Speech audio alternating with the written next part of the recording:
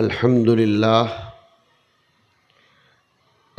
للہ کفا وسلام علی عباده الذین اصطفى اما بعد فاعوذ باللہ من الشیطان الرجیم بسم اللہ الرحمن الرحیم ان فی خلق السماوات والارض واختلاف اللیل والنہار لآیات لأولی الالباب الذين يذكرون الله قياما وقعودا وعلى جنوبهم ويتفكرون في خلق السماوات والأرض ربنا ما خلقت هذا باطلا سبحانك فقنا عذاب النار.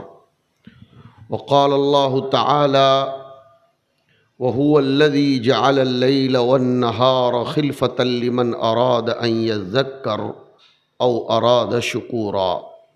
صدق اللہ مولانا العظیم. معزز موقر علماء کرام، بھائیوں، دوستوں اور بزرگوں، اللہ تبارک و تعالیٰ کی طرف سے اپنی قدرت کو سمجھنے کے لیے اور اس کی عظمت کو پہچاننے کے لیے،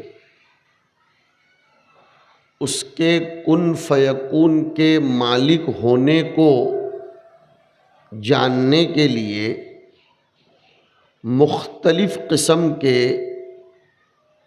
معنوی اور حسی دلائل، مشاہداتی، شعوری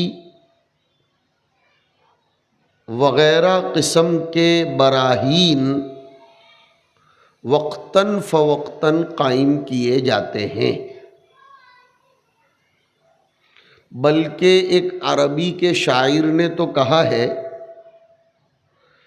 کہ وفی کل شیء لہ آیۃ تدل علی انہ واحد،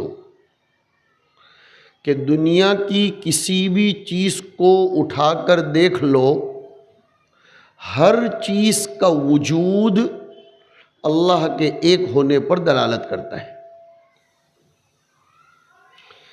یہاں شروع تقریر ہی میں ایک سوال چھڑ گیا کہ جب اس عربی کے شاعر نے یہ دعویٰ کیا ہے کہ ہر چیز کے وجود میں اللہ کی توحید اور وحدانیت کی دلیل ہے، تو دنیا کے اکثر لوگ انکار کیوں کرتے ہیں؟ ماننا چاہیے. ایک جواب تو قاضی ثناء اللہ پانی پتی رحمۃ اللہ علیہ نے دیا ہے کہ ایک ہوتا ہے جاننا اور ایک ہوتا ہے ماننا. دنیا کی ہر مخلوق، بنی نوع انسان کا ہر فرد اللہ کو جانتا تو ہے، گڑبڑ ماننے میں ہے. اور بقول شیخ الاسلام علامہ ابن تیمیہ کے بہت پتے کی بات کہہ کر گئے کہ توحید ربوبیت میں مشرکین اور مسلمین کے درمیان کوئی اختلاف نہیں تھا. پالنہار اللہ ہے، کرتا دھرتا اللہ ہے. اس کو تو مکہ کے کٹر مشرکین بھی مانتے تھے. گڑبڑ ہوئی کہ معبود بنائے جانے کے قابل عبادت کی جتنی قسمیں ہیں، چاہے وہ دعا ہو، چاہے وہ منت ہو، چاہے وہ قربانی ہو، چاہے وہ سجدہ ہو، ان سب کا اصلی مستحق صرف اور صرف اللہ ہے. یہاں آ کر جھگڑا ہوا. میں اس کو ایزیلی سمجھاتا ہوں. دنیا کا کٹر سے کٹر کافر بھی موقع بموقع یہ کہتا ہوا سنائی دیتا ہے کہ اوپر والا نہ ہتھما چھے، بلکہ ابھی تو 2-4 دن سے چاہے زبان قال سے چاہے زبان حال سے ہر طاقت سرے تسلیم خم کیے ہوئے ہے کہ نظام عالم قادر، جابر، ذو القدرت والکبریاء والعظمت، فعال لما یرید، ذو العرش المجید، امر کن فیکون کے مالک اللہ رب العزت کے قبضے میں ہے. یہ میں نے 2-4 دن کیوں کہا؟ عجیب موسم نے پلٹا لیا ہے. کبھی تصور نہیں کیا تھا کہ مارچ کے مہینے میں بھی اولے اور برف کے ساتھ برسات ہوگی. جو لوگ 70-80 سال کی عمر کے ہیں اور وہ ہیں اس مجمع میں، اور خود ہم 52-53 سال کا عرصہ دنیا میں گزار چکے ہیں، ہم نے کبھی دیکھا تو دور کی بات، سوچا بھی نہیں تھا کہ مارچ میں بھی بارش، اور وہ بھی اولے اور برف کی بارش، اور موسم کا عجیب پلٹا مارنا. لیکن یہاں آ کر سائنس، موسمیات، فلکیات، کترم ورساد ورسانے کا دعویٰ کرنے والے لوگ اور سیٹلائٹ کا علم رکھنے والے لوگ اور ستاروں کی گردش کو اپنے کنٹرول میں کرنے کا بھرم رکھنے والے لوگ سب نے ہتھیار ڈال دیے ہیں. اس لیے کہ اگر انسانوں کا بس چلتا تو کبھی بھی گیہوں کی فصل تیار ہونے کی صورت میں، آم پر پھول آنے کے موسم میں، بہت سی کھیتی کے تیار ہونے کے موسم میں بارش برسنے کو برداشت نہ کیا جاتا اور اس کو روک لیا جاتا. لیکن کسی کے باپ کی طاقت نہیں ہے کہ وہ قدرت کے آگے اپنی ٹنگڑی اڑائے. وہاں ہر ایک ہتھیار ڈال دیتا ہے. خدائیت کا دعویٰ کروانے والی طاقت بھی ہتھیار ڈال دیتی ہے. ذرا تھوڑے پیچھے جائیے.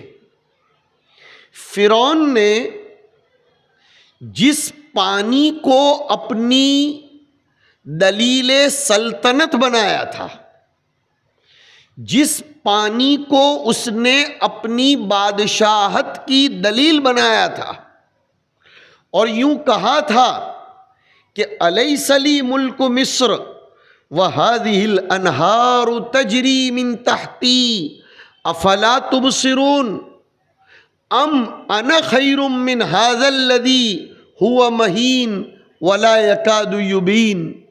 وہ ایسا کہہ رہا تھا. حضرت موسیٰ علیہ السلام کو اس نے مہین کہا تھا، بمعنی مہیون، بے عزت، نعوذ باللہ، ذلیل. اور حضرت موسیٰ علیہ السلام کے باب میں نہ جانے کیسی کیسی باتیں کرتا تھا، اور لوگوں کو کہتا تھا کہ دیکھو یہ نہریں میرے نیچے سے بہتی ہیں، هذه الانہار تجری من تحتی. تمہاری آنکھوں سے تم کو نظر نہیں آتا کہ نہریں میرے نیچے سے بہتی ہیں؟ یہ ساری نہریں جا کر ملتی تھیں دریائے نیل میں. اب ذرا سننا، وہی دریائے نیل اور وہی نہروں کا پانی اس کو ڈبانے کا ذریعہ بن گیا. اسی دریائے نیل نے اس کو غرق کر دیا، اور صرف غرق نہیں کیا، قربان جائیں قرآن کریم کی طرز ادا پر، اسلوب تعبیر پر، فرمایا حتی حتی اذا ادرکہ الغرق. ادرکہ عربی میں کہتے ہیں کسی بھی چیز کے چاروں طرف سے گھیر لینے کو. اینما تکونوا یدرککم الموت اور انا لمدرکون. تو فرعون جب ڈبایا جا رہا تھا تو اس کو خالی ایسے کر کے نہیں ڈبایا گیا. اللہ رب العزت نے پانی کو چاروں طرف سے حکم دیا تھا. وہ نہ ادھر سے بچ کر نکل سکتا تھا، نہ ادھر سے نہ ادھر سے. حتی اذا ادرکہ الغرق. دھیان سے سننا میری بات، اب آ رہی ہے جو بات میں نے چھیڑی تھی. جب اس کو ڈوبنے نے چاروں طرف سے گھیر لیا تو فرعون جیسا بدمعاش بھی اللہ پر ایمان لے آیا تھا. آمنت انہ لا الہ الا الذی آمنت بہ بنو اسرائیل وانا من المسلمین. مفسرین نے لکھا کہ وہ مسلمان بھی بن رہا تھا اور مومن بھی بن رہا تھا. پتہ چلا مشکلی کے موقعوں پر خدا کو یاد کر لینا یہ تو کفار کا بھی کام ہے. فَإِذَا رَكِبُوا فِي الْفُلْكِ دَعَوُا اللَّهَ مُخْلِصِينَ لَهُ الدِّينَ.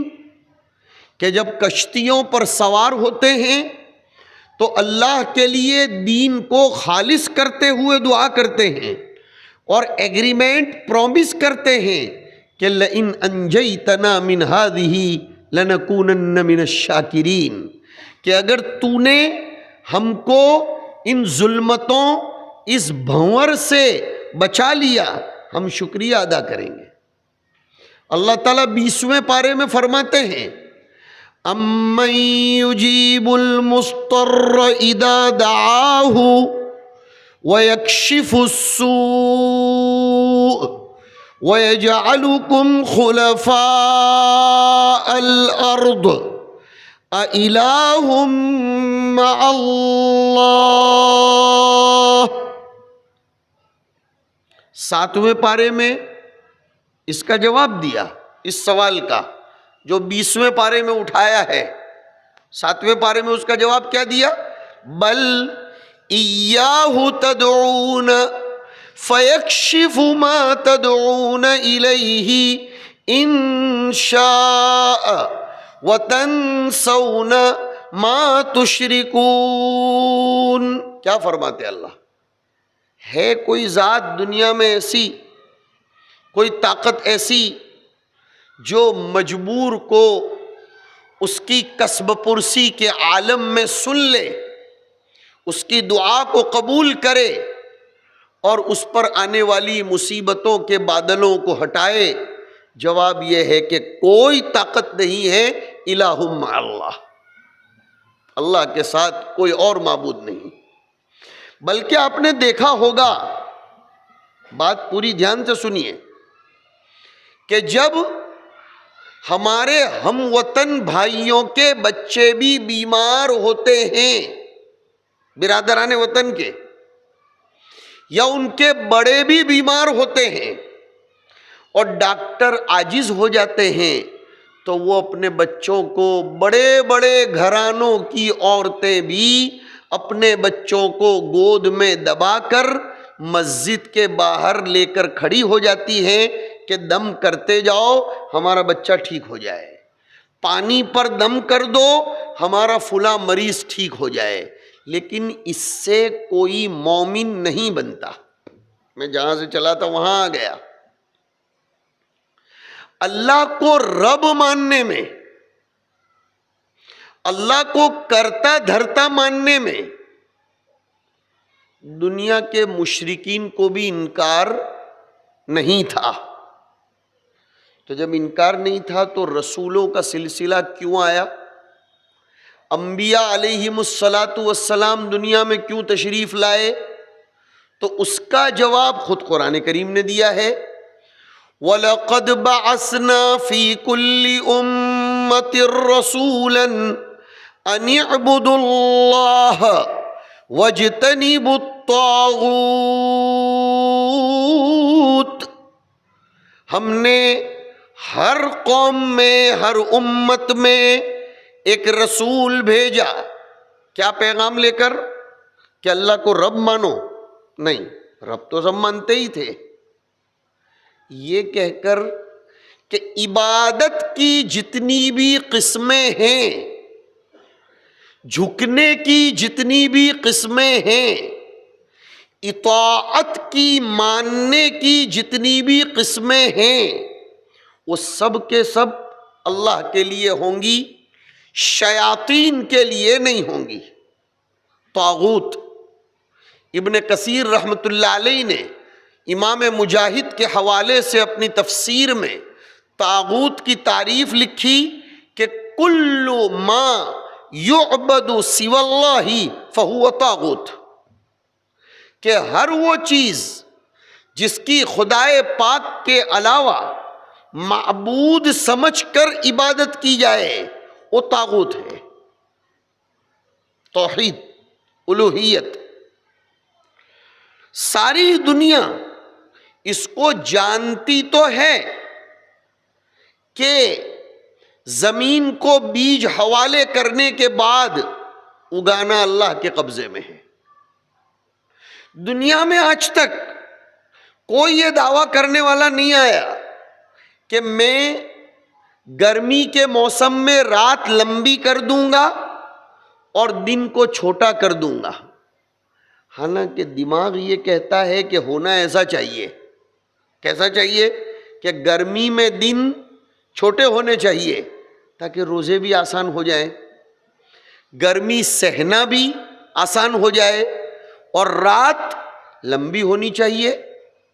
یہ دماغ ایسا کہتا ہے، مگر فکر الٹی بات کر رہی ہے کہ نیند پیاری پیاری موسم سرما میں آتی ہے، لہذا موسم سرما میں سونے کا چانس زیادہ دیا، آرام کر لو، حفظ ما تقدم جس کو کہتے ہیں، ایڈوانس بکنگ۔ تو نیند کو سردی کے زمانے میں اچھی خاصی جمع کر لو، کتنا جاگو گے؟ میں 90s میں انگلینڈ گیا پہلی دفعہ، 96 میں میرا سب سے پہلا دورہ ہوا تھا انگلینڈ کا۔ اس زمانے میں رمضان شریف شروع ہوتے تھے دسمبر جنوری سے، بالکل ونٹر کا سیزن۔ عشاء خشوع خضوع کے ساتھ پڑھو، تراویح بھی ترتیلاً بھی اگر پڑھ لی جائے اور اس کے بعد کتنی لمبی تفسیر اور بیان ہو تو بھی 8:30 بجے تو سب فارغ ہو جاتے تھے، اور سحری ہوتی تھی صبح 7:30 بجے، 8 بجے۔ تو اب سب بیٹھتے تھے تفسیر تقریر کے بعد کمپنی دینے کے لیے کہ بھئی پردیسی آدمی آیا ہے، لیکن لوگ بیٹھ بیٹھ کر کتنا بیٹھیں گے، 10:30 11 بجے چلے جاتے تھے۔ اب سحری کرنی ہے صبح 7:30 بجے، ہم دیوار جھانکتے رہتے تھے اور گھڑی دیکھتے رہتے تھے کہ نہ جانے صبح کب ہوگی، اتنی لمبی لمبی راتیں۔ لیکن کسی کی طاقت نہیں ہے، بلکہ قدرت کے سامنے انسان کی طاقت اتنی فیل ہے کہ اسے اپنے ہاتھ سے کینیڈا، امریکہ اور انگلینڈ والوں کو اپنے ہاتھوں سے گھڑی آگے پیچھے کرنی پڑتی ہے، ونٹر ٹائم اور سمر ٹائم۔ کینیڈا والے 2.5 گھنٹے کبھی ہم سے آگے پیچھے ہوتے ہیں، یعنی وہ 12 گھنٹے کے اعتبار سے بات نہیں کر رہا ہوں، 24 گھنٹے کے اعتبار سے، اور کبھی 1.5 گھنٹہ۔ انگلینڈ والے کبھی 4.5 گھنٹے تو کبھی 5.5 گھنٹے، مگر گھڑی تو اس کے قبضے میں ہے کہ وہ آگے پیچھے کر سکے۔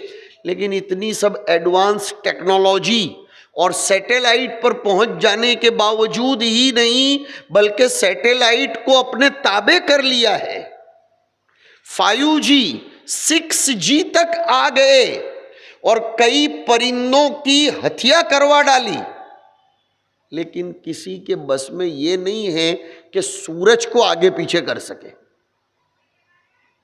اور قرآن کریم نے 13ویں پارے میں مکہ مکہ مکرمہ کی بے آب و گیاہ زمین کا تذکرہ کرنے سے پہلے ایک زبردست بات کہی ہے، سنو گے تو عجیب قرآن کریم ہے. کیا فرمایا؟ وَإِذْ قَالَ إِبْرَاهِيمُ رَبِّ اجْعَلْ هَذَا الْبَلَدَ آمِنًا سے پہلے والے رکوع میں کہ وَسَخَّرَ لَكُمُ الشَّمْسَ وَالْقَمَرَ دَائِبَيْنِ وَسَخَّرَ لَكُمُ اللَّيْلَ وَالنَّهَارَ. اللہ تعالیٰ نے تمہارے لیے سورج اور چاند کو بالکل معمول کے مطابق چلنے والا بنایا. میں اس کو سمجھا دوں.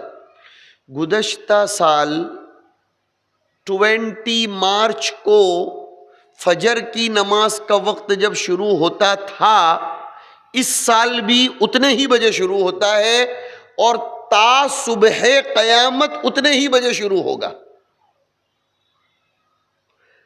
از آدم علیہ السلام تا نبی خاتم صلی اللہ علیہ وسلم جب جب بھی 20 مارچ آئی اور آئے گی اتنے ہی بجے سورج طلوع ہوگا اور اتنے ہی بجے سورج غروب ہوگا. کوئی اس سسٹم کو آگے پیچھے نہیں کر سکتا. اس لیے مکہ کے مشرکین کو یہ بات ماننا تو لازم تھی، لیکن اس کا جو تقاضا ہے، دیکھو، بیوی کو بیوی کہنا، دستخط کر دینا یہ کمال نہیں ہے. بیوی کو دل سے بیوی ماننا اور بیوی کے لیے دل میں جو محبت کی امانت اللہ نے رکھی ہے وہ امانت اس کے علاوہ کسی کے حوالے نہ کرنا، یہ ہے بیوی کا حق ادا کرنا. سمپل سمجھا رہا ہوں. آپ 1,00,000 مرتبہ چاول کے دانے پر بھی اپنی بیوی کا نام لکھوا کر لاؤ اور ثبوت پیش کرو. ایسے کوئی ثبوت پیش کیے جاتے ہیں؟ اس کے تقاضے کو پورا کرنا. اس کا تقاضا کیا؟ اس کے سوا کسی اور سے آنکھ نہ لڑانا، کسی اور کو اپنے دل میں جگہ نہ دینا. یہ اس کی محبت کا تقاضا ہے اور یہ چیز بیوی کبھی بھی برداشت نہیں کر سکتی. عورت ہو یا مرد، ہر چیز برداشت کر سکتے ہیں. اگر آپ اپنی بیوی کو سوکھی چٹنی روٹی کے ساتھ کھلائیں گے وہ عمر بھر آپ کے ساتھ رہے گی. لیکن اگر آپ نے اس کی محبت میں کسی کو شریک کر لیا یا آپ نے اس جیسا پیار کسی اور کے ساتھ کر لیا یا آپ نے اس جیسی محبت کسی اور کے ساتھ کر لی، چاہے وہ آپ کے سگے چاچا کی بیٹی ہی کیوں نہ ہو، لیکن وہ برداشت نہیں کرے گی. کل تک آپ اپنی سگے چاچا کی بیٹی سے مذاق بھی کر لیا کرتے تھے، لیکن مجال ہے کہ شادی کرنے کے بعد اپنی کزن کے ساتھ آپ مستی مذاق کریں، برداشت نہیں کرے گی. اور یہ صرف ہماری بیویوں کا حال نہیں ہے، یہ عورت کی فطرت ہے. میں دلیل پیش کرتا ہوں بخاری شریف کی.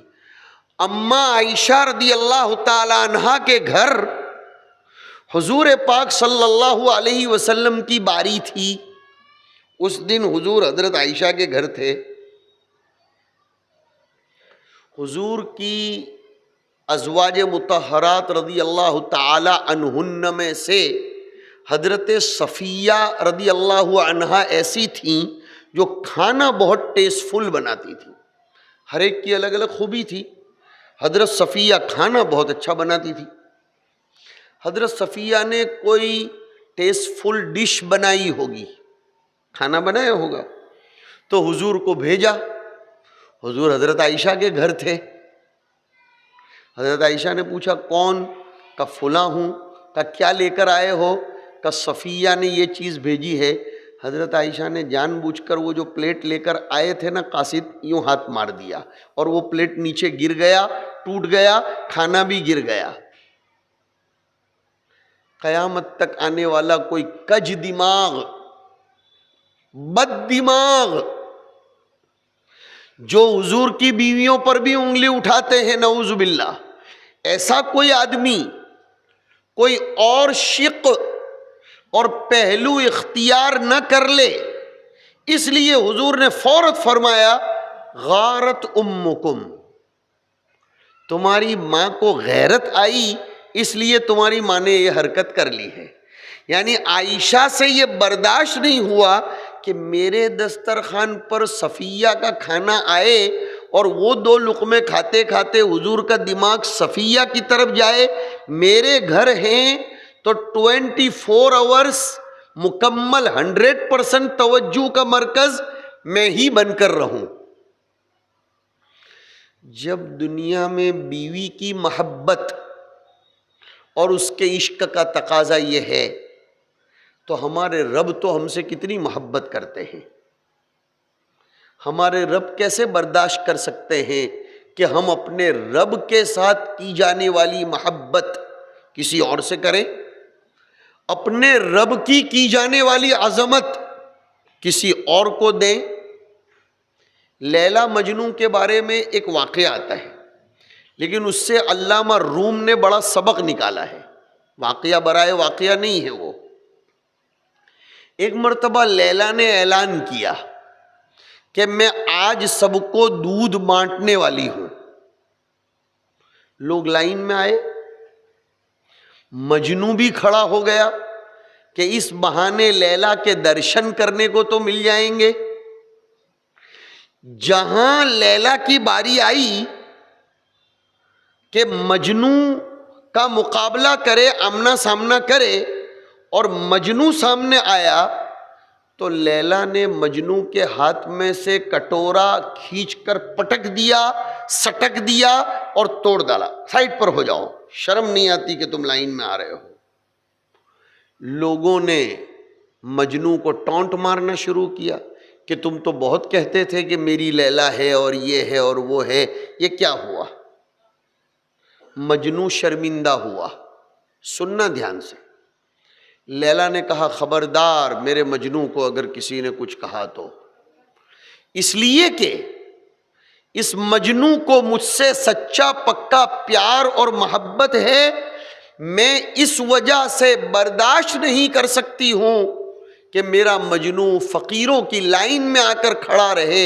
اس کی محبت کا تقاضا تو یہ ہے کہ میں اس کو پرائیویٹ میں اپنے ہاتھوں سے دودھ پلاؤں۔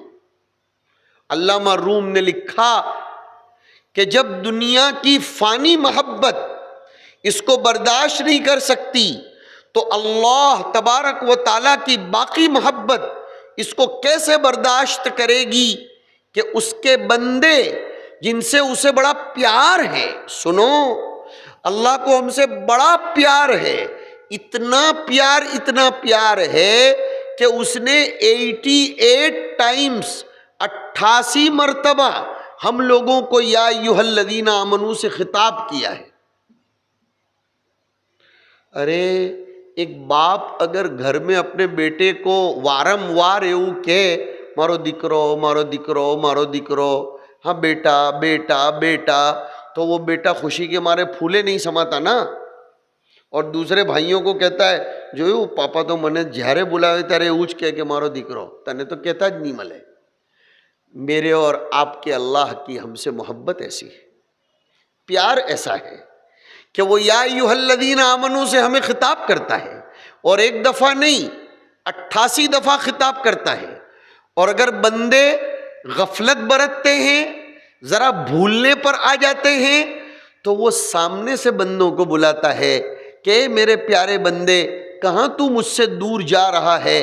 اگر بندہ خطرناک گناہ کرنے کے بعد توبہ کر لیتا ہے تو رب تعالی اتنے خوش ہوتے ہیں جتنا ایک آدمی کی سب کچھ سواری اور زاد راہ یہ سب کچھ لٹ گیا ہو اور پھر اس کو مل جائے، اس کو کتنی خوشی ہوتی ہے۔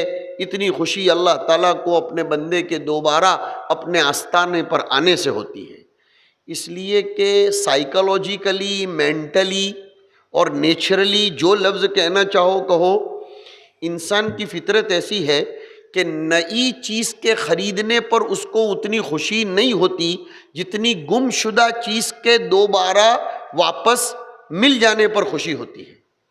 اگر آپ نے 1 لاکھ 1.5 لاکھ کا بھی نیا موبائل خریدا، خوشی تو ہوگی، انکار نہیں، لیکن آپ کا 25,000 روپے کا موبائل گم ہو گیا تھا، ملنے کی کوئی امید نہیں تھی، نا امیدی چھا گئی تھی، اور ایسے میں اگر وہ 25,000 کا موبائل مل گیا تو وہ 1.5 لاکھ کے موبائل کے خریدنے پر جتنی خوشی نہیں ہوئی تھی اتنی یہ 25,000 کے موبائل کے واپس ملنے پر ہوتی ہے۔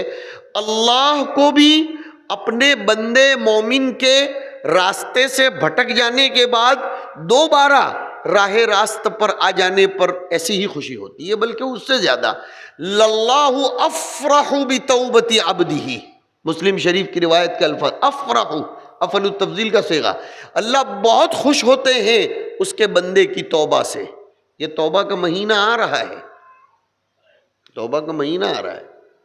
میرا تمہارا رب کبھی یہ ٹونٹ نہیں مارے گا، کبھی یہ ٹونٹ نہیں مارے گا کہ 100 چوہے کھا کے بلی حج کو چلی، نہیں، وہ تو کہے گا میرا ہی تو بندہ ہے، بالآخر وہ میرے پاس آیا کہ نہیں، پتہ چلا کہ وہ یہ مانتا تھا کہ اس کے سوا میرا کوئی نہیں ہے، مجھے گرو ہے، پراؤڈ ہے، فخر ہے میرے اس بندے پر جو دنیا بھر کے آستانے کھٹکھٹا کر بھی اخیر میں تو میرے پاس آیا، اس کا مطلب یہ ہے کہ اس نے مجھ کو مان لیا۔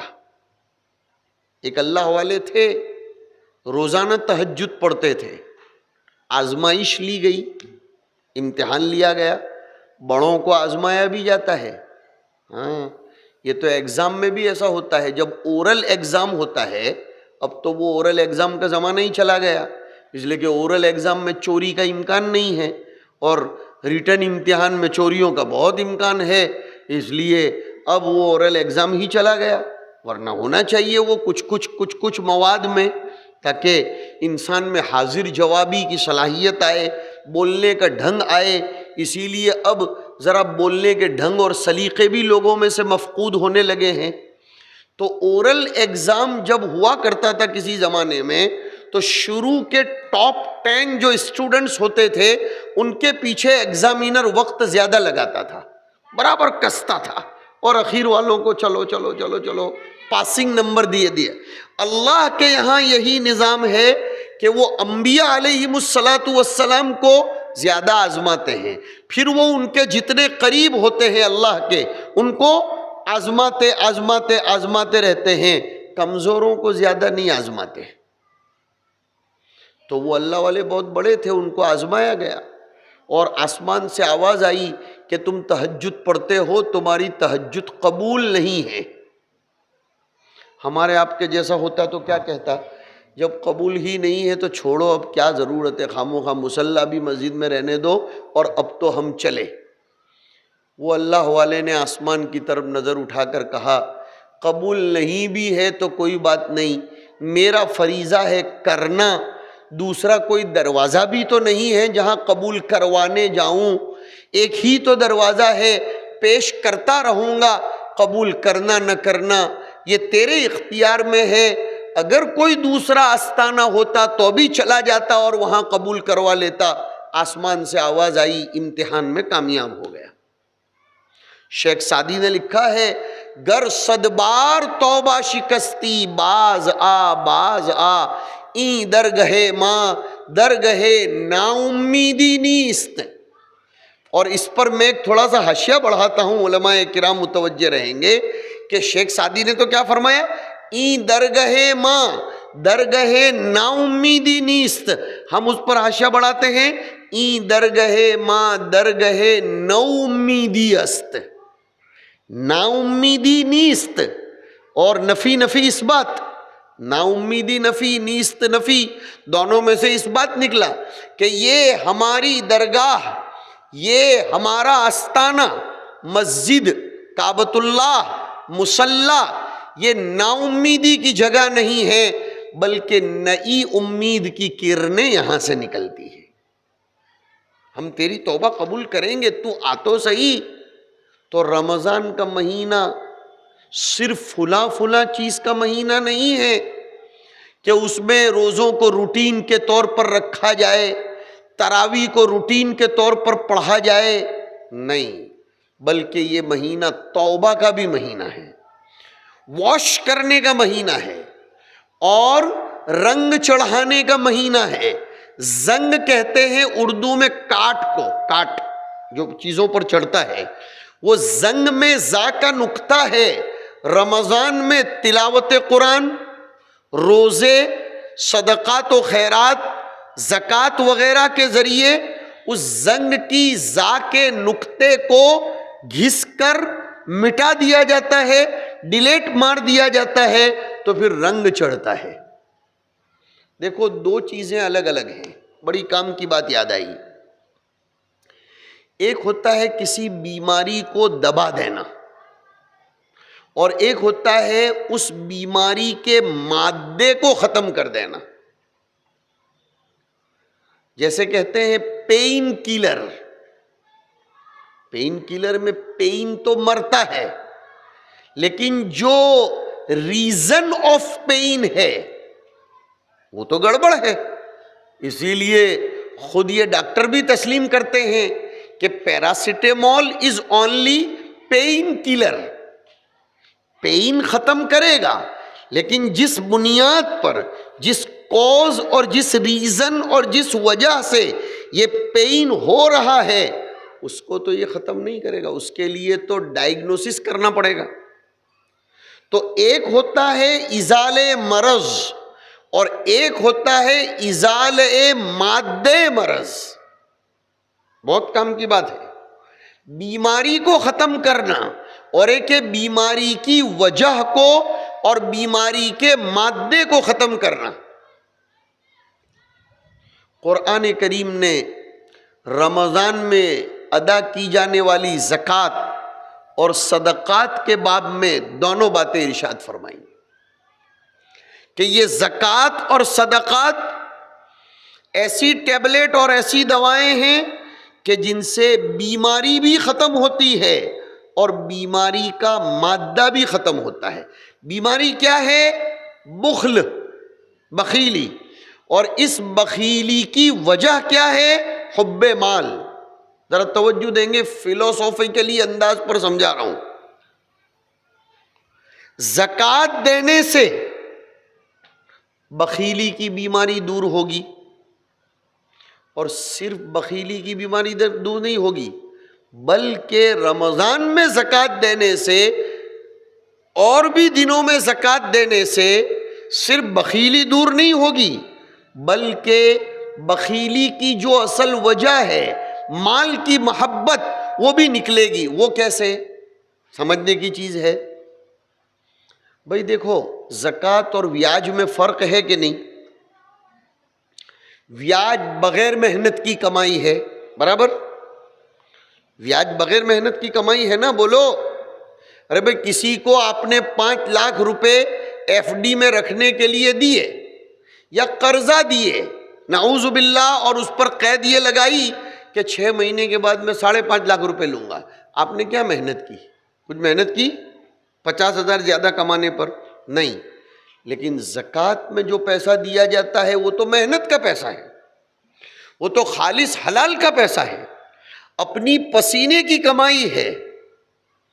اب اسی پیسے کو اللہ کے راستے میں نکلوایا جاتا ہے، تو جس مال سے آپ کو محبت ہو گئی تھی، دل لگ گیا تھا، اسی مال کو نکلوایا جا رہا ہے۔ گویا بندے کو یہ مخاطب بنایا جاتا ہے کہ یہ مال تیرا نہیں تھا، اگرچہ کمایا تو نے تھا، اگرچہ محنت تو نے کی تھی، لیکن تیرا نہیں تھا۔ اگر تیرا ہوتا تو ہماری مرضی کے مطابق نہ نکالتا، اپنی مرضی کے مطابق نکالتا، لیکن یہ مال ہمارا ہے، ہمارا ہے، اگرچہ کمایا تو نے ہے، اس لیے 40 روپے میں 1 روپیہ نکالنا پڑے گا۔ اگر تو 50 پیسے نکالے گا تو نہیں چلے گا۔ پتہ چلا کہ اس مال سے دل لگانا تیرے لیے غلط ہے۔ جیسے یہی فلسفی ہے قربانی کے جانور میں، کہ قربانی کا جانور بقرعید کا دن آنے سے کئی دنوں پہلے اس کو پالو، اس کے ساتھ دل لگاؤ، اس کو مانوس کرو، اس کو عادی بناؤ، اور پھر اس کے گلے پر چھری چلاؤ، تو زبردست دل کے اوپر پتھر رکھنا پڑتا ہے کہ جس جانور سے اپنا دل لگ چکا تھا اور جس کو خود کھلا پلا کے موٹا کیا تھا، اب اسی کو ذبح کرنا پڑ رہا ہے۔ میں عرض کر رہا تھا کہ اللہ رب العزت کو رب ماننے میں کسی کو کوئی کلام نہیں ہے، لیکن اللہ کو معبود ماننا اور اس معبودیت کے حقوق اور تقاضوں کو پورا کرنا، یہ انسانوں کی بہت بڑی ذمہ داری ہے۔ اور جب تک کوئی انسان اپنے اللہ کے علاوہ ہر معبود کو ترک نہیں کرتا، صرف اللہ ہی اللہ کی عبادت کرتا ہے، تب تک وہ اللہ سے دعا کرنے کے قابل بننے کے لیے یہ شرط ہے۔ اسی لیے پہلے ایگریمنٹ پر دستخط کروائے گئے، ایاک نعبد و ایاک نستعین، پھر دعا مانگو کہ اہدنا الصراط المستقیم، ہم تیری ہی عبادت کرتے ہیں، کرتے رہیں گے، تجھ ہی سے مدد مانگتے ہیں، مانگتے رہیں گے۔ جب یہ ایگریمنٹ کر لیا تو اب کہلوایا جاتا ہے بندے بول کہ ہم کو صراط مستقیم کی ہدایت نصیب فرما۔ تو اللہ تعالی ہمارا رب ہے، وہ رب کی قدرت کے دلائل بہت سے ہیں، جہاں سے بیان چلا تھا ہر چیز میں رب کی قدرت کے دلائل ہیں۔ ان میں سے ایک دلیل وہ ہے جو میں نے اپنے خطبے میں آیت پڑھی تھی، ان فی خلق السماوات والارض واختلاف اللیل والنہار لآیات لأولی الالباب، آسمانوں اور زمینوں کے پیدا کرنے میں، رات اور دن کے آنے جانے میں، اس کو نارمل رفتار زمانہ مت سمجھو، بلکہ اس میں کئی ایک نشانیاں ہیں غور کرنے والوں کے لیے۔ تو دیکھو یہ رجب کا مہینہ آیا تھا، لوگوں نے دعا شروع کر دی تھی، اللہم بارک لنا فی رجب و شعبان و بلغنا رمضان۔ ایسا لگا کہ کل تو یہ دعا شروع ہوئی تھی اور وہ 2 مہینے ختم ہو کر رمضان آنے کو ہے، آئندہ پیر کو اس وقت تو 4 روزے یقیناً اور غالباً 5 روزے ختم ہو گئے ہوں گے، یعنی 1/6 آف رمضان ختم ہو گیا ہوگا۔ یہ جو ایام کا آنا جانا ہے، یہ جو سائیکلنگ ہے، یہ رات اور دن کا آنا جانا، یہ سالوں کا آنا جانا اور یہ مہینوں کا آنا جانا، اس کو یہ مت سمجھو کہ یہ تو روٹین ہے۔ مومن جو ہوتا ہے وہ روٹین والے ویژن سے نہیں دیکھتا، بلکہ وہ وزڈم، عقل اور اپنے شعور کو استعمال کرتا ہے، اور وہ دیکھتا ہے کہ یہ کتنے جلدی ایام جا رہے ہیں۔ ایک مثال دوں،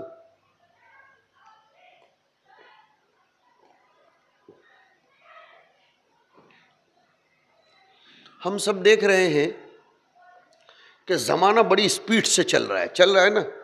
ابھی تو رمضان گیا تھا، پھر آیا، کب چلا جائے گا وہ بھی سمجھ میں نہیں آئے گا۔ بلکہ کبھی کبھی ہم اپنے دوستوں میں بیٹھتے ہیں نا، تو میں خود اپنی بات کر رہا ہوں، اپنے دوستوں میں ہم کہتے ہیں یار سمجھ میں نہیں آتا اپن کب پیدا ہوئے تھے، کب جوان ہوئے، اور کب اپنی شادیاں ہوئیں، کب بچے ہو گئے، اب یہ بچے بھی شادیوں کے قابل بن گئے، اللہ جانے یہ سب اتنی سپیڈ سے ہو کیسے گیا۔ سب کا حال یہ ہے، سمجھ میں ہی نہیں آتا ہے۔ علماء نے لکھا ہے کہ زمانے کا اسپیڈ سے چلنا، تیز رفتاری زمانے کی، یہ قیامت کی نشانی ہے، اور حدیث شریف کا مفہوم بھی یہ ہے، ان من اشراط الساعۃ ان یتقارب الزمان، کہ قیامت کی نشانیوں میں سے ایک نشانی یہ ہے کہ زمانہ قریب قریب ہو جائے گا۔ اس کے بہت سے مفاہیم بیان کیے گئے ہیں، لیکن سب سے بڑا مفہوم یہ ہے کہ سردی، گرمی، بارش سب ایک دوسرے کے قریب قریب ہو جائیں گے۔ اس کی وجہ کیا معلوم ہے آپ کو؟ یہ اصل تو سنانا ہے، ذرا ڈھکن کان کے کھول کے سنو یہ بات۔ انسان جب اپنے وطن کی طرف لوٹتا ہے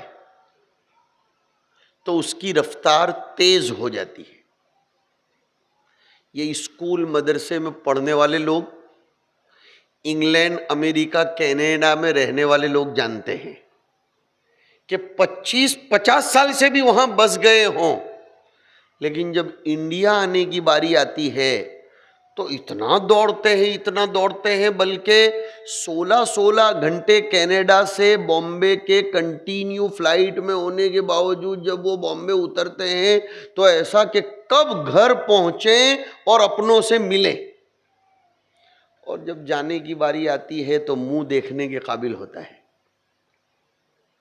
مدرسوں کے طلباء کا بھی یہی حال ہے، مدرسوں کے طلباء کا بھی یہ حال ہے کہ جب وہ گھر سے مدرسے آتے ہیں تو باوجود یہ کہ جیب بھرا ہوا ہوتا ہے، لوکل ٹرین پکڑیں گے جو آیا ہوئے، اور جب مدرسے سے گھر جانا ہوتا ہے تو باوجود یہ کہ کسی سے قرض لینا پڑتا ہے لیکن فاسٹ نہیں، سپر فاسٹ پکڑتے ہیں، اور مدرسے نے شاندار کھانا پکایا ہوا ہوتا ہے، خوشبو لیتے ہوئے گزرتے ہیں، لیکن کہاں کھانا اور کیا، گھر جاؤ۔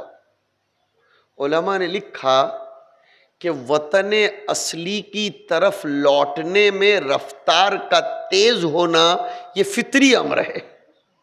بہت کام کی بات ہے یہ جو سنا رہا ہوں، کہ اپنے اوریجنل نیٹیو پلیس، اپنے اوریجنل وطن کی طرف لوٹتے وقت، بلکہ یہ صرف انسانوں کا حال نہیں ہے، اگر کوئی کھیتی کیا ہوا ہو یا جانتا ہو تو وہ بھی میرے ساتھ ایگری ہوگا، دوسرے اینگری ہو جائیں گے شاید، وہ ایگری ہوگا کہ بیل بڑدیو بھی جارے ہوارے جائے کھیترے انہیں لینے تو انہیں مارو پڑے، پھاں مارو پڑے تو چالے، اور جب شام کو اسے اپنے گھر واپس ہونے کا ہوتا ہے تو ہماری چاہت سے بھی زیادہ وہ تیز دوڑتا ہے، جبکہ دن بھر اس نے کھیت میں محنت کی ہوئی ہوتی پھر بھی تیز دوڑتا ہے۔ کیا شرح حدیث نے فرمایا کہ زمانہ اپنے اصلی وطن کے قریب ہو رہا ہے، اس لیے اس نے بھی اپنی رفتار بڑھا دی۔ زمانے کا اصلی وطن کون؟ قیامت، آخرت اس کا اصلی وطن ہے، اور امام رازی نے استدلال فرمایا اس کے اوپر کہ زمانے کا اصلی وطن دنیا ہے ہی نہیں، زمانے کا اصلی وطن تو آخرت۔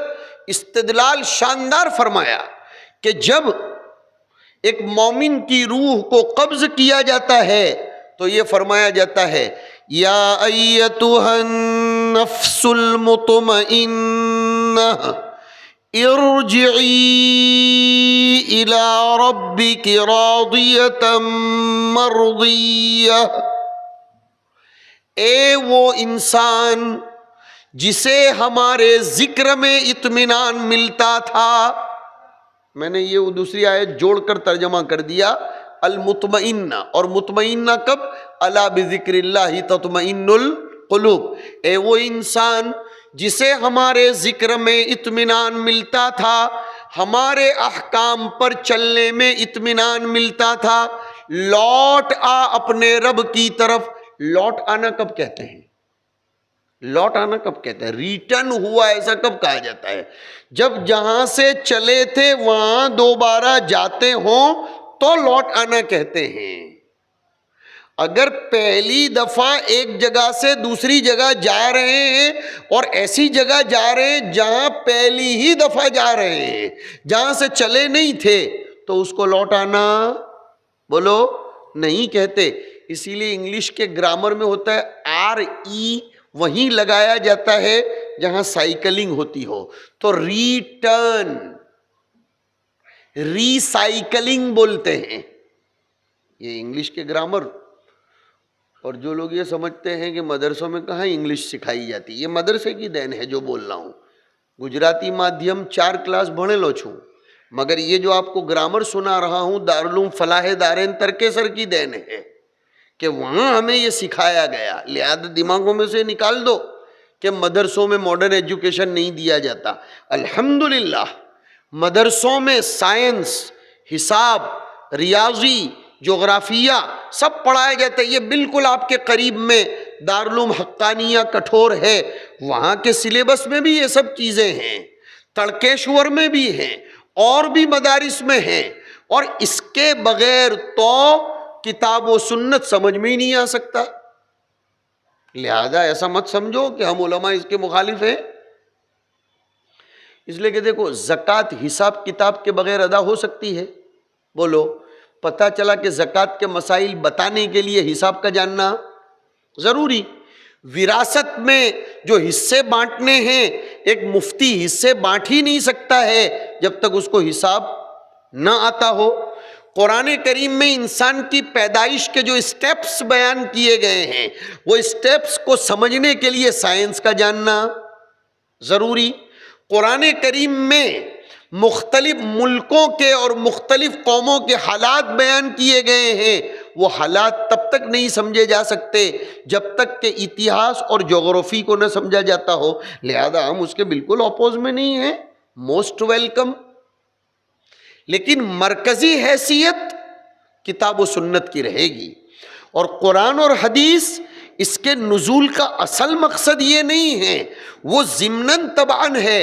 اصل مقصد تو انسان کی زندگی کو کامیاب بنانا ہے. سکھمئی جیون پسارت کروا ماٹے قرآن شریف دنیا میں آویل چھے. جیسے کہا نا، طٰہٰ ما انزلنا علیک القرآن لتشقیٰ، ہم نے قرآن اس لیے نہیں اتارا کہ تم بے چینی کی زندگی گزارو. دعویٰ ہے ہمارا، صبح کی نماز کے وقت سو رہنے والے کو وہ سکون نہیں ملتا جو فجر کی نماز پڑھنے والے کو سکون ملتا. قسم خدا کی کتنی کھلانا چاہتے ہو کھا کر بولوں گا، اور ایمانداری سے اگر کوئی جواب دیتا ہو سچ بول کر تو اس کو ہمارے سامنے لا کر کھڑا کرو کہ فجر کے وقت جو لوگ پٹھوں کی طرف پڑے رہتے ہیں کمبل اوڑھ کر یا اے سی میں، ان کو اٹھنے کے بعد وہ فریشنس، وہ تازہ پن اور تازہ دم کبھی بھی محسوس نہیں ہوتا ہوگا جو فجر کی نماز با جماعت پڑھنے والوں میں ہوتا ہے. اور یہ ایسا ہی نہیں ہے. سرکار دو عالم، خواجہ کائنات، صدر بزم کائنات، درود شریف پڑھو ایک مرتبہ. اللہم صلی وسلم مبارک علی سیدنا و مولانا محمد وعلی آلہ و اصحابہ اجمعین نے سیدنا بلال حبشی رضی اللہ تعالیٰ عنہ کو فرمایا تھا جب ایک نماز کا وقت آیا تو، قم یا بلال اقیم الصلاۃ وارحنا بہا، اے بلال نماز کھڑی کرو اور نماز پڑھ کر ہم کو راحت پہنچاؤ. پتہ چلا نماز میں انسان کے دل کے لیے راحت ہے، سکون ہے. پڑھ کے دیکھو تو سمجھ میں آئے گا. نماز پڑھ کے جب انسان مسجد سے نکلتا ہے نا، اس کو خاص قسم کی خوشی محسوس ہوتی ہے. قرآن کریم کی تلاوت کرنے کے بعد جب وہ اٹھتا ہے نا تو بھلے گھٹھڑیاں دکھتا ہوئے پر دل خوشی محسوس کرتا ہے. تراویح سننے کے بعد جب باہر نکلتا ہے نا تو ایسا لگتا ہے رحمت کی گھٹا ٹوپ چھاؤں میں تھا اور اب اس میں سے باہر نکل آیا ہے. یہ ہے. تو یہ المطمئنہ پر سے بول رہا تھا کہ ارجعی، تم لوٹ آؤ. یہ لوٹ آنا کب کہتے ہیں؟ جہاں سے چلے تھے پھر وہاں آئے. پتہ چلا کہ ہمیں پھر دوبارہ وہیں جانا ہے جہاں سے ہم چلے. ہمارا وطن اصلی وہ ہے. یہ ایک جرنی ہے جو ہم کاٹ رہے ہیں، اور جرنی کے موقع پر ڈاکیومنٹس پکے ہونا ضروری ہے. اس لیے کہ دیکھو، انڈیا سے جاتے وقت بھی پاسپورٹ کا ہونا ضروری اور آتے وقت بھی پاسپورٹ کا ہونا ضروری. برابر بول رہا ہوں؟ ہاں، جاتے وقت بھی ڈاکیومنٹ کا ہونا ضروری، آتے وقت بھی ہونا ضروری. اس لیے جب آیا تو اپنے اختیار سے نہیں آیا تھا، اس لیے کلمہ پڑھوایا جاتا ہے. جا رہا ہے تو اب یہ اختیار لے کر جا رہا ہے، لہذا اس کو خود کو کلمہ پڑھنا ضروری، ڈاکیومنٹس لے کر جانا پڑے گا. امیگریشن یہ جانے والوں کا بھی ہوتا ہے، آنے والوں کا بھی ہوتا ہے. برابر بول رہا ہوں؟ ہاں، امیگریشن ارائیول میں بھی ہوتا ہے اور ڈپارچر میں بھی ہوتا ہے. ایسے ہی معاملہ ہے کہ اب ہم جب جائیں گے اللہ کی بارگاہ میں وہاں بھی امیگریشن ہوگا. وہاں ہمارے ڈاکیومنٹ صاف ستھرے ہونے چاہیے. بورڈنگ پاس تو وہاں سے ایشو ہو جاتا ہے، لیکن اکیلے بورڈنگ پاس سے نہیں چلتا. امیگریشن آفیسر کے سامنے کھڑے ہو کر ویلڈ پاسپورٹ، ویلڈ ویزا وغیرہ سب کچھ دکھانا پڑتا ہے، بس معاملہ ایسا ہی ہے۔ اور جیسے کچھ کنٹریز ریٹرن ٹکٹ کے بغیر ویزا ہی نہیں دیتی ہیں، اللہ رب العزت کے یہاں ضروری ہے کہ وہ تو ریٹرن ٹکٹ لے کر ہی بھیجتا ہے۔ لن یؤخر اللہ نفسا اذا جاء اجلھا۔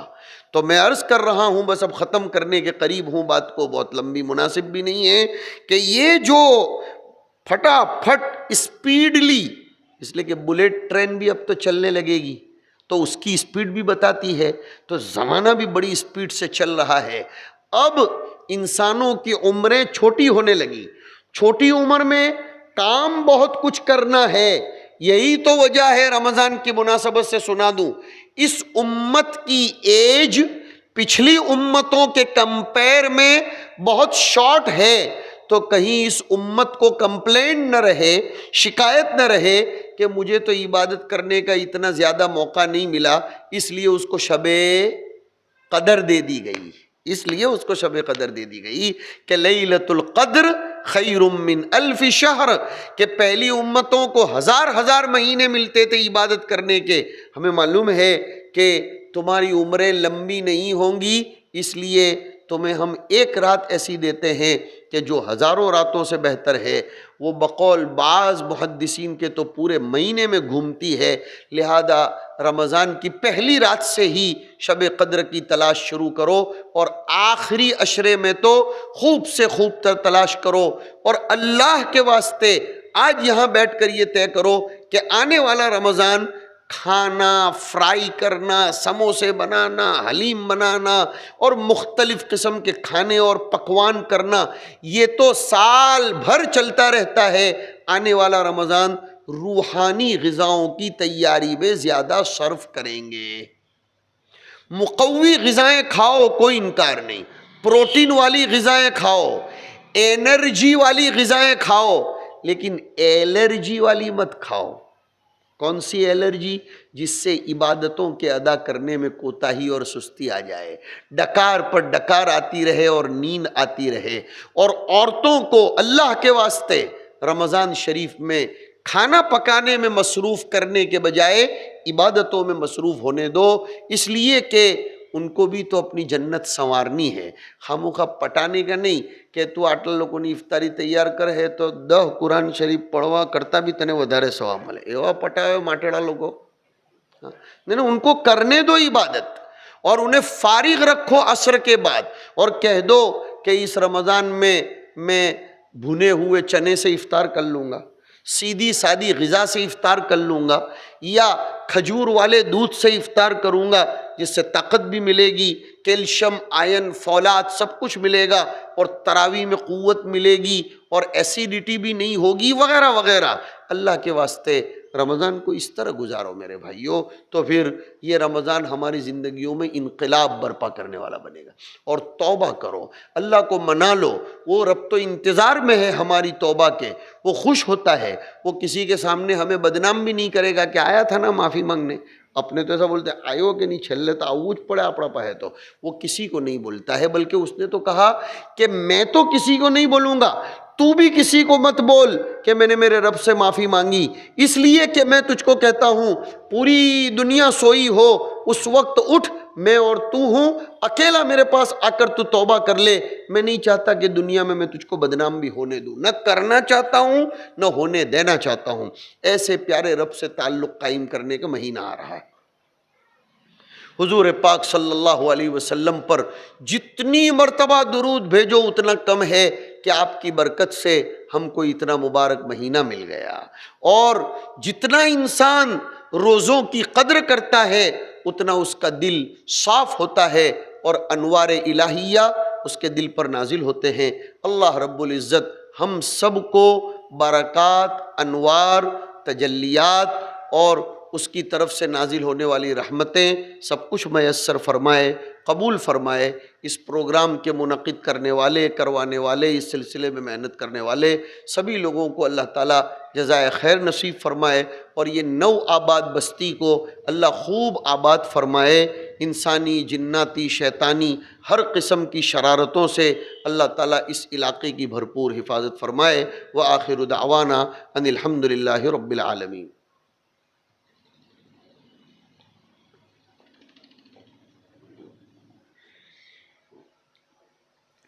اللہم صلی علی سیدنا و مولانا محمد وعلی آلہ واصحابہ وازواجہ وذریاتہ واہل بیتہ وعلماء امتہ الی یوم الدین۔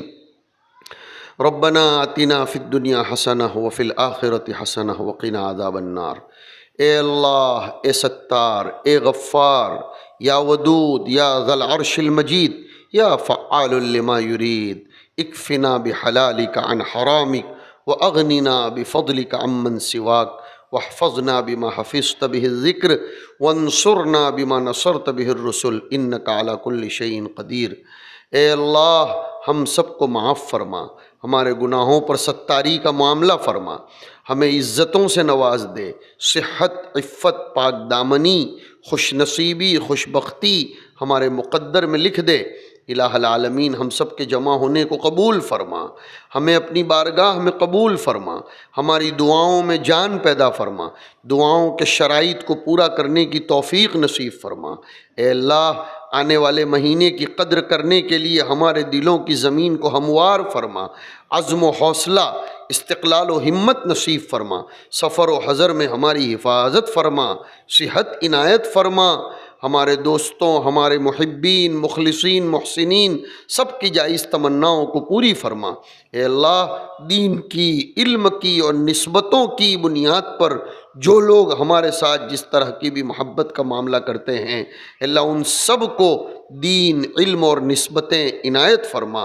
الہ العالمین، اس علاقے پر اپنی خصوصی رحمتیں نازل فرما، امن و سکون نازل فرما، ہمارے ملک کی حفاظت فرما، ہمارے ملک کو غارت کرنے کے خواہش مند لوگوں کو غارت فرما۔ اے اللہ، ہمارے ملک کی، ملت کی بھرپور حفاظت فرما۔ اس ملک کو ہمارے پروجوں نے، ہمارے بڑوں نے اپنے خون پسینے سے سینچا ہے، اللہ اس کو ضائع ہونے سے محفوظ فرما۔ ہم سب کو اپنے دین متین کی، اپنے ملک عزیز کی خدمت کے لیے قبول فرما۔ اے اللہ، توحید نصیب فرما، شرک سے بھرپور حفاظت فرما۔ اے اللہ، توحید ربوبیت، الوہیت اور اسماء و صفات کی توحید، ہر قسم کی توحید مقدر فرما، میسر فرما، نصیب فرما۔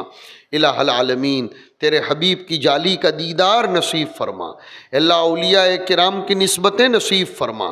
اے اللہ، اولیاء کرام اس دنیا میں جشن نہیں بلکہ مشن لے کر آئے تھے، اس مشن کو قبول کرنے والا ہمیں بنا اور اس مشن کو لے کر چلنے والا ہمیں بنا۔ اے اللہ، اولیاء کرام کی عظمتیں ہم سب کو نصیب فرما، ان کی قائم کردہ محنتوں کو زندہ کرنے کے لیے ہم سب کو قبول فرما۔ جنہوں نے دعا کے لیے کہا ہے، جو متوقع ہیں، جن کا ہم پر حق ہے، سب کے جائز مقاصد میں کامیابی نصیب فرما۔ ان اللہ وملائکتہ یصلون علی النبی یا ایھا الذین آمنوا صلوا علیہ وسلموا تسلیما۔ اللہم صل علی سیدنا و مولانا محمد وعلی آلہ واصحابہ اجمعین برحمتک یا ارحم الراحمین، والحمد للہ رب العالمین۔